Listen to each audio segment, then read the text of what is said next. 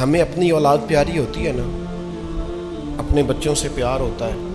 جب ہم ان کا تقابل کرتے ہیں نا کسی اور کے بچوں کے ساتھ، تو پھر ہمیں اپنے بچے زیادہ محبوب ہوتے ہیں. بھائی کے بچے بھی اچھے ہوتے ہیں، بہن کے بچے بھی بڑے پیارے لگتے ہیں، دوست احباب کے بچے بھی، خاندان کے بچے بھی، بچے بچے ہی ہوتے ہیں. لیکن اگر تقابل کیا جاتا ہے جب، تو اللہ تعالیٰ نے ایک فطرت ایسی بنائی ہے. میں اکثر کہتا ہوں کہ قرآن مجید نے یہ نہیں فرمایا کہ اولاد سے پیار کرو، یہ کہا ہے کہ اولاد تو فتنہ ہے، اس سے پیار تو فطرتی ہوگا.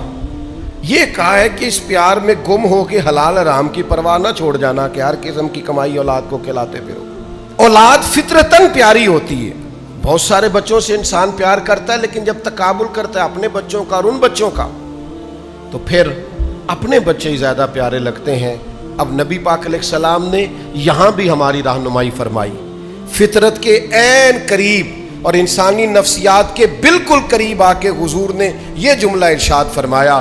اللہ کے حبیب علیہ الصلوۃ والسلام ارشاد فرمانے لگے، کوئی انسان اس وقت تک مومن نہیں ہو سکتا، اس کو بھی امام طبرانی نے لکھا ہے.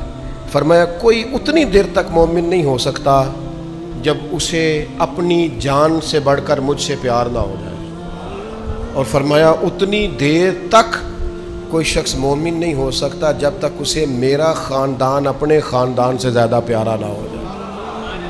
وہ اپنے خاندان سے بڑھ کر میرے خاندان سے پیار کرے، وہ اپنے چچاؤں سے بڑھ کر میرے چچاؤں سے پیار کرے، وہ اپنی اولاد سے بڑھ کر میری اولاد سے پیار کرے، وہ اپنے نواسے نواسیوں پوتے پوتوں سے بڑھ کر میرے بچوں کے ساتھ اپنی محبت کا اظہار کرے، تو پھر ایمان مکمل ہوگا.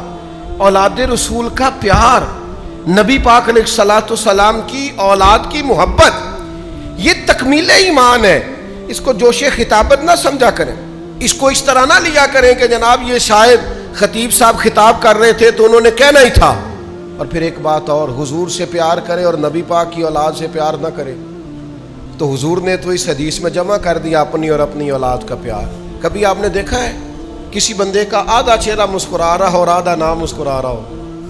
آدھا چہرہ مسکرا سکتا، چہرہ جب بھی مسکراتا ہے پورا ہی مسکراتا ہے. یہ نہیں ہو سکتا کہ نبی پاک سے پیار ہو اور حسن سے پیار نہ ہو. یہ نہیں ہو سکتا کہ حضور سے پیار ہو اور امام حسین سے پیار نہ ہو، امام حسن سے پیار. آدھے چہرے مسکرایا نہیں کرتے. بس سمجھ لو ایمان اسی کا مکمل ہے جسے مدینے والے محبوب سے بھی پیار ہے، حضور کی اولاد سے بھی پیار ہے، اصحاب پیغمبر سے بھی پیار. یہ جب تک نہیں ہوگا ایمان مکمل